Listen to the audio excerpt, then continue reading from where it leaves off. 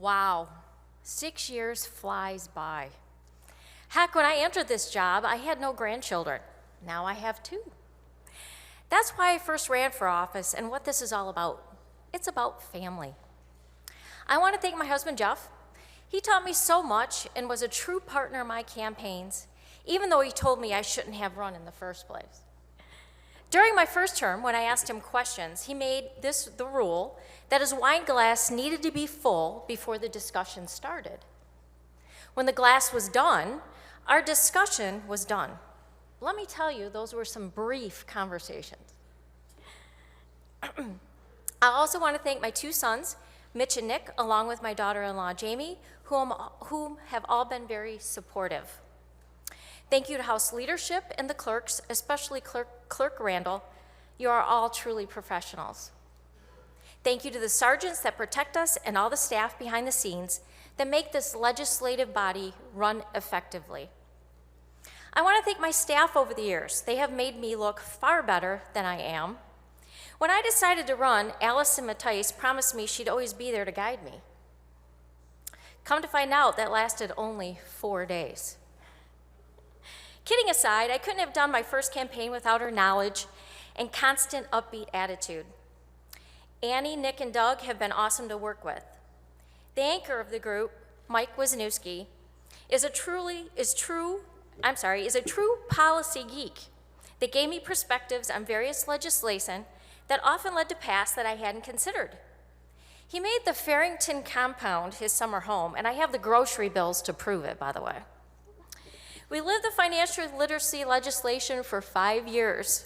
Who knew that you had to leave my office for it to get it passed? I hope all the staff and I continue to stay in touch over the years and wish them all the best of success going forward.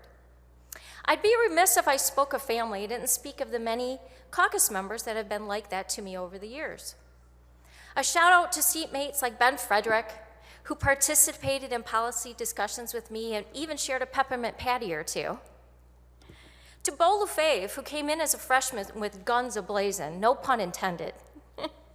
Keep fighting, Bo. Ryan Berman, who made my ears bleed a bit. I'm glad you loved my Christmas crack, though. Finally, Julie Alexander and Pam Hornberger. We have been friends since our freshman term. And I'm thankful for the ladies close by as the testosterone levels get a bit thick in here. We've laughed, we've cried, and we've made many policy discussions together. Likewise, Michelle, thank you for being my hangout buddy and teaching me a bit of rural Michigan. I also want to say thanks to some freshmen like the Energizer Bunny, Tim, AKA Timmy Beeson, John Roth, Ken Borton, and John DeMoose. You're passionate about your work and a blast to hang out with. Continue having fun, as it is needed with this political climate. Thank you to the voters of Utica, Sterling Heights, and Shelby Township. They have allowed me to represent them. I hope everyone remembers that it's our constituents and all those living in this great state that should be at the forefront of our efforts and decisions. Finally, I wish my mother could have seen me in this role. Sorry. As a single working mom, she raised me and my sister with help of various extended family members. She taught me the many lessons regarding integrity, continuous learning, and hard work that I hope I demonstrated over the past 6 years. I leave this chamber in awe of our democratic system and the belief that our better days are always ahead for each and every one of us. God bless and thank you.